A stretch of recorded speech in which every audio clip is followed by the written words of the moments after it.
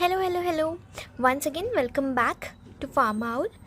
आज के हम इस वीडियो में विल कवर यूनिट 2 का second part which is non aqueous titration. So non aqueous titration क्या है? एनी टाइट्रेशन जो पानी की हेल्प के बिना हो रहा है, कोई भी टाइट्रेशन जो पानी में नहीं हो रहा, that is called non aqueous titration. तो इसमें जो क्वेश्चंस आ सकते हैं वो कैसे आएंगे? What are the solvents used in non aqueous titration? What is acidimetry and alkalimetry titration? Write about the estimation of sodium benzoate and ephedrine HCl. So why do we use non-aqueous titration and what is non-aqueous titration? Non-aqueous titration क्या होता है वो तो बता दिया। No पानी वाली titration को non-aqueous titration कहते हैं। Non-aqueous titration is the titration of substances dissolved in solvents other than water. बहुत कॉमनली यूज होता है क्योंकि आगे जाके बहुत सारे ऐसे कंपाउंड्स हैं जो इसमें पानी में डिजोल्व नहीं होते हैं। Used in pharmacopoeial assays, serves double assay, suitable for titration of weak acid and weak base. So why do you even need it? आगे की स्टडीज़ में, हायर स्टडीज़ में you'll get to know कि there are solvents are used other than water. The analyte is either too weak or a base to be titrated in water. Reactants or products are insoluble in water, जो कि मैंने अभी कहा. Titration in water does not allow a sharp endpoint. Aqueous titration में you don't get a very sharp endpoint. And in 3 problems के जो एक solution है, 3 problems 1 solution, what we can do is we can use non-aqueous solvent with a stronger base other than with a stronger base जिसका power जो OH minus से ज़्यादा हो, जिसकी वजह से हमें एक बहुत शार्प एंड पॉइंट मिलेगा. सो over here we have learned about non-aqueous titration. Now we'll see what's leveling effect, जो हमारा सेकेंड क्वेश्चन था. leveling effect is something की बराबर करना. एग्जैक्टली इसमें हम वही करते हैं, हम बराबरी चेक करते हैं. कैसे चेक करते हैं? अगर स्ट्रॉन्ग एसिड है तो हम उसको कंपेयर करेंगे स्ट्रॉन्ग बेसिक सॉल्वेंट के साथ, और अगर स्ट्रॉन्ग बेस है तो हम उसको कंपेयर करेंगे एसिडिक सॉल्वेंट के साथ. तो जैसे फॉर एग्जांपल लेवलिंग इफेक्ट के लिए स्ट्रॉन्ग एसिड की स्ट्रेंथ को कंपेयर करने के लिए you need basic solvent, and strong base strength को कंपेयर करने के लिए या चेक करने के लिए you will take acid solvent. तो यहाँ पे यही लिखा है. Levelling refers to the effect of solvent on the properties of acids and bases. The strength of strong acid is limited by the basicity of the solvent, जो मैंने यहाँ पे पॉइंट समझाया, and similarly the strength of a strong base is leveled by the acidity of the solvent. तो कौन कौन से solvents used होते हैं नॉन एक्विस टाइट्रेशन में? Aprotic, protogenic, protophilic and amphiprotic. Now ये मैंने यहाँ पे छोटा सा समराइज्ड वे में लिखा है क्योंकि बस इतना ही इंपॉर्टेंट है, इससे ज़्यादा नहीं लिखना. ये केमिकली इनर्ट होते हैं. Aprotic solvent is chemically inert, works as catalyst, किसी भी रिएक्शन को जल्दी जल्दी आगे बढ़ाता है. Can not form H bonds. Example में chloroform and benzene, very common and mostly used. अब प्रोटोजेनिक सॉल्वेंट क्या होती है? एसिडिक इन नेचर होते हैं, can donate proton, enhance strength of weak base, an example HCl, H2SO4. Protophilic solvent वो हैं जो प्रोटोन से बहुत प्यार करते हैं. दे are basic in nature, have high affinity for proton. Example के तौर पे liquid NH3, amines, ketones. Amphiprotic solvent फिर यूज़ करते हैं हम. एम्फीप्रोटिक सॉल्वेंट क्या होते हैं? जो प्रोटोजेनिक और प्रोटोफिलिक नेचर दोनों शो करें. It means they are acidic and basic in nature, can accept and donate proton. Example water, alcohol, weak organic acids. तो यहाँ पे हमारा 4 टाइप के सॉल्वेंट्स जो नॉन एक्विस टाइट्रेशन में यूज़ होते हैं वो हमने पढ़ लिया है. अब हम पढ़ेंगे व्हाट इज़ एसिडिमेट्री, जो इस चैप्टर का सेकेंड क्वेश्चन है. एसिडिमेट्री एक एनालिसिस टेक्निक है जिससे वी कैन कंपेयर कि कितना स्ट्रॉन्ग है एसिड और कितने जल्दी डिसोसिएट कर सकता है किसी भी कंपाउंड को. फॉर एग्जांपल H2SO4 है तो H2 + SO4 2- में कितने जल्दी डिसोसिएट हो सकते हैं, किस हद तक हो सकता है, that is measured in it.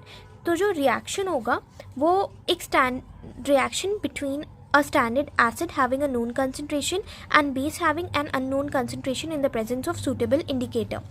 How will you measure it? The tendency of an acid to dissociate forming protons in anion, जो मैंने अभी बताया. और acid और base को आप कौन से उसमें रखेंगे, कौन किसको फ्लास्क में रखेंगे एंड किसको ब्यूरेट में। अगर एसिडिमेट्री हो रही है तो ब्यूरेट में एसिड जाएगा, यहाँ पे एसिड जाएगा, और अगर एसिडिमेट्री है तो आपको फ्लास्क में, कॉनिकल फ्लास्क में बेस सॉल्वेंट रखना है। बट अगर अल्कैलीमेट्री का प्रोसीजर चलेगा तो ब्यूरेट में you'll have to take base and यहाँ पे फ्लास्क में you'll have to take acid solvent. Alkalimetry में हम पता लगाते हैं कि एक बेस का स्ट्रेंथ कितना है।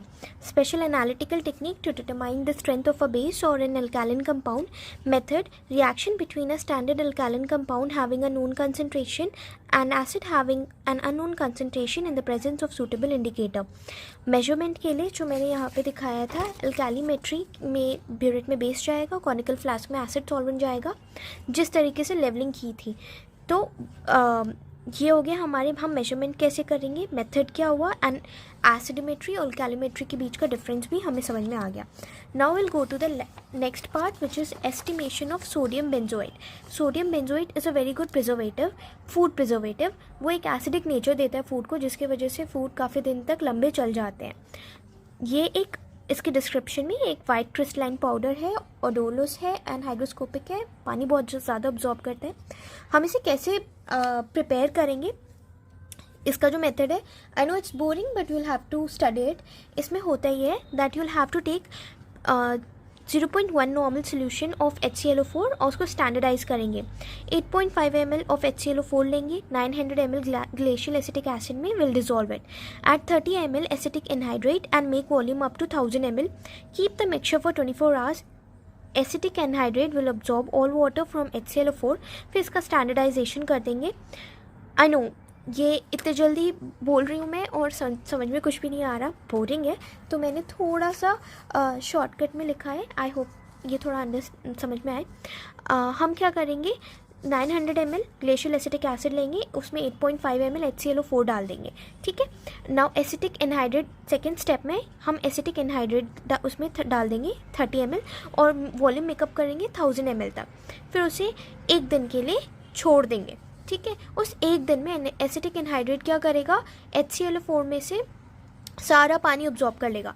फिर हम इसका स्टैंडर्डाइजेशन करेंगे। स्टैंडर्डाइजेशन के लिए you will have to take 500 milligram of potassium phthalate.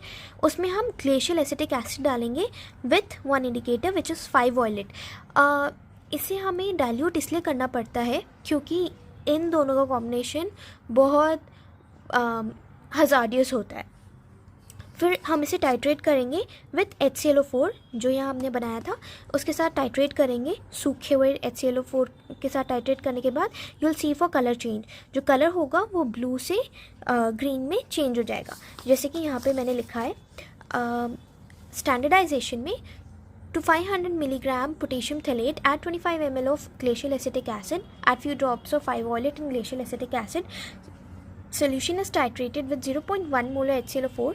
The color will turn from blue to green. Now इसी तरीके से सेम स्टेप से, कोई डिफरेंस नहीं है स्टेप्स में, you'll have to copy paste ephedrine HCl।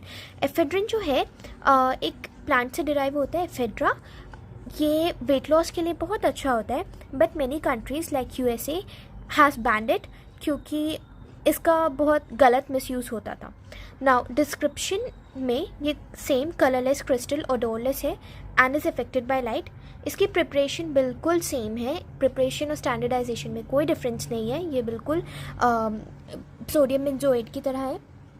इसके एसे में जो हल्का सा डिफरेंस है, you will have to take 0.17 gram of ephedrine HCl, dissolve in 10 ml mercuric acetate solution, add 50 ml acetone and mix, titrate with 0.1 molar perchloric acid using 1 ml standard solution of methyl orange। यहाँ पे आपको जो colour use करना होगा that will be methyl orange. Again ये फिर से boring है, how will you remember it. देखो प्रिपरेशन एंड स्टैंडर्डाइजेशन तो सेम है जो हमने पहले पढ़ा सोडियम बेंजोएट के लिए, लेकिन इसका ऐसे थोड़ा एक स्टेप आगे लिखना है। ऐसे यहाँ पे ऐसे है दैट 0.17 ग्राम, आपको ये ज़्यादा याद ना हो तो 0.20 ग्राम या 0.10 ग्राम भी लिख सकते हैं। 0.17 ग्राम एफेड्रिन HCl लेंगे, उसे 10 ml मर्क्यूरिक एसिटेट सोल्यूशन में डाल देंगे। ये मर्क्यूरिक एसिटेट सोल्यूशन है, एफेड्रिन HCl है, आपने मिक्स कर दिया। फिर उसमें 50 ml एसीटोन ऐड कर दिया। फिर आप इसे टाइट्रेट करेंगे 0.1 molar perchloric acid with 1 ml standard solution of methyl orange. यहाँ पे आप methyl orange लेंगे and then you will see for color change and you can estimate इसमें ephedrine HCl है, अगर है तो कितना है. So over here हमारा ये वाला part भी complete होता है. So with this, bye bye and happy learning.